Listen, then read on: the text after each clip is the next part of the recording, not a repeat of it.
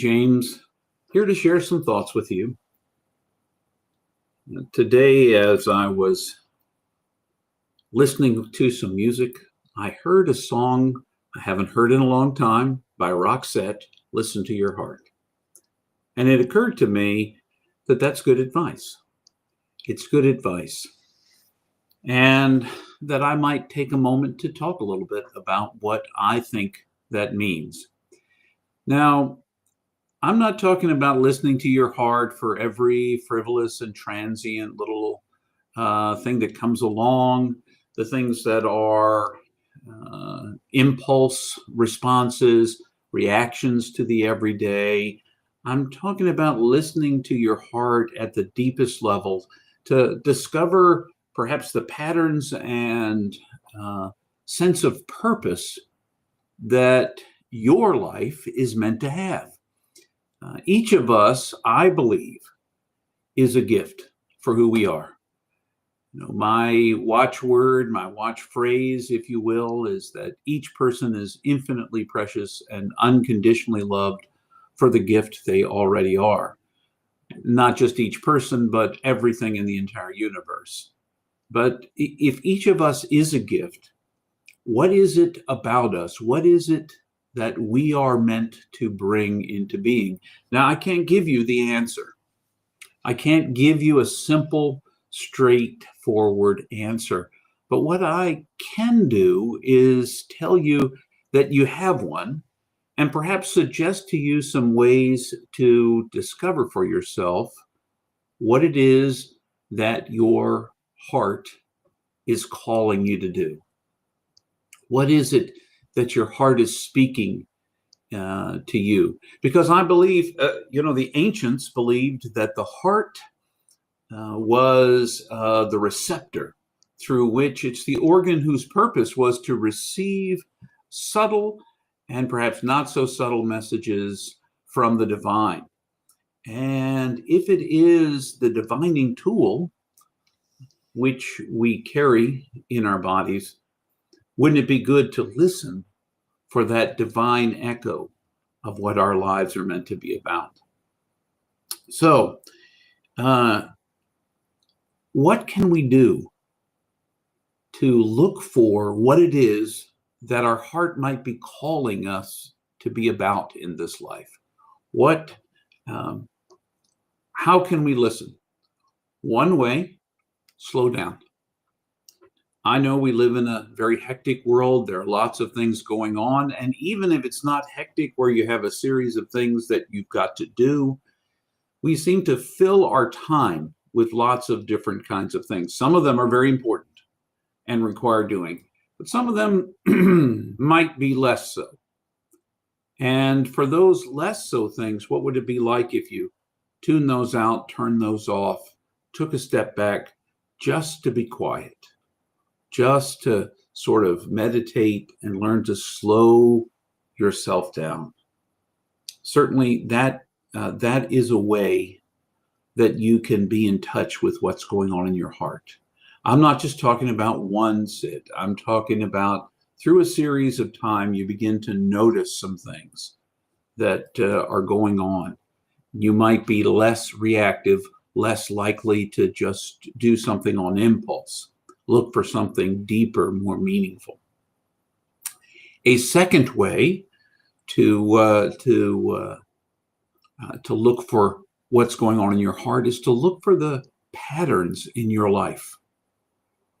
And by that, I mean, when you see certain things that keep arising in your life, certain things that if, for instance, you keep a journal that you keep coming back to, that seem to be calling out to you, that seem to speak to you, or that other people in life may come by notice as a part of their conversation with you or interactions with you in whatever way, that you bear certain gifts, certain abilities, certain skills.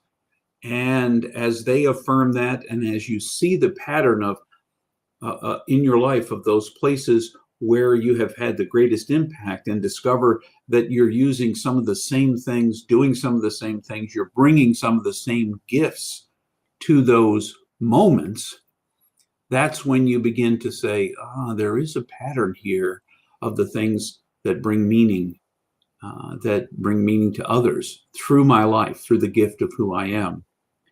Perhaps yet another way is to be in tune with what you feel in your body. Are there things you have done or are doing that just feel right to you? That you are certain inside, somewhere deep within you, that this is the thing you are meant to be doing. And so when you do it, it has that kind of gut level response where you feel like, this is right. This is right. I am at ease when I am engaged in this way, when I am acting in this way, when I am behaving in this way. I feel a deep sense of ease, of passion, of strength, of encouragement.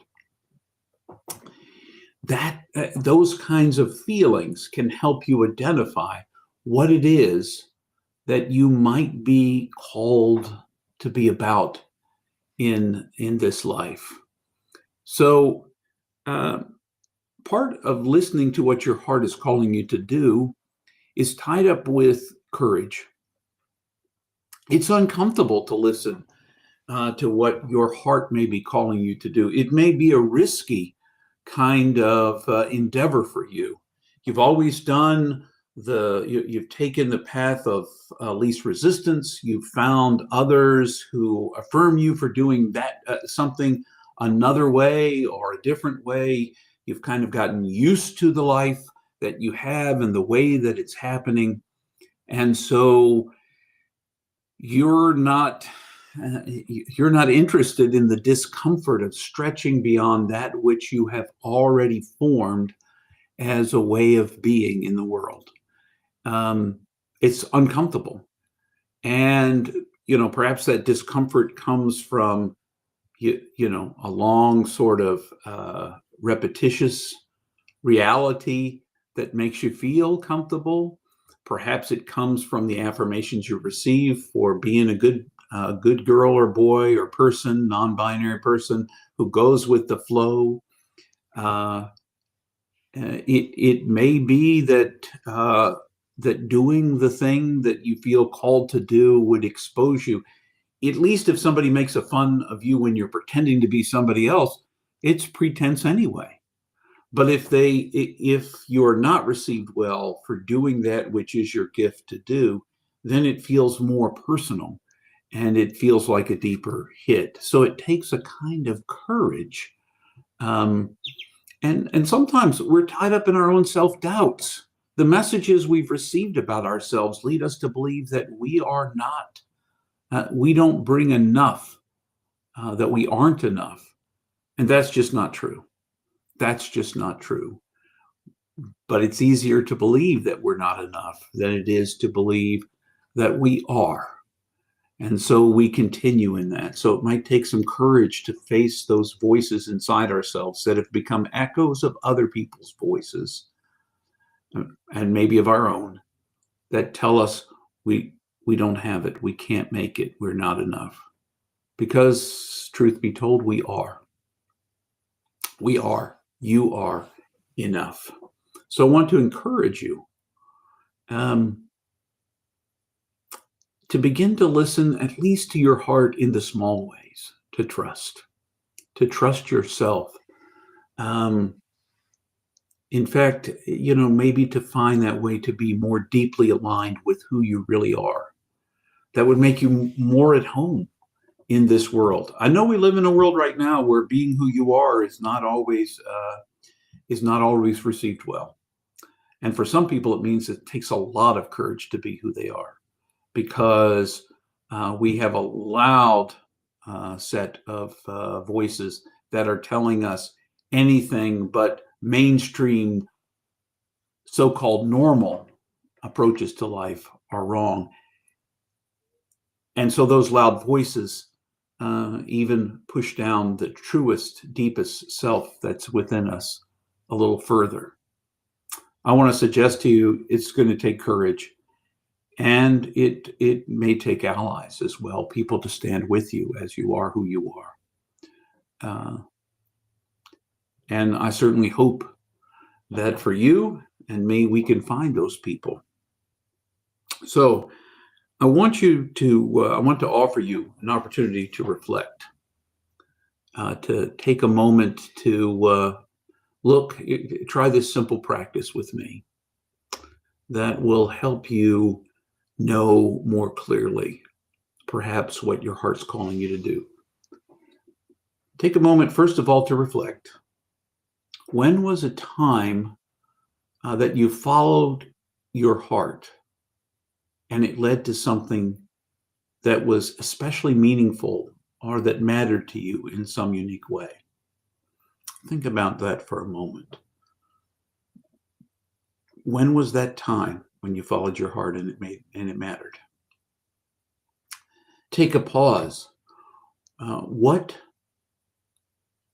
keeps nudging at you recently? What do you keep feeling like you need to be about or doing in the world? Is there something that's nudging at your soul, that's calling you out to be something more? And if you feel those, as a last thing, how will you act on that?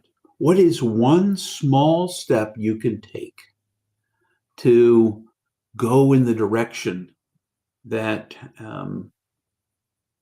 that you're feeling called to, that your heart is inviting you to?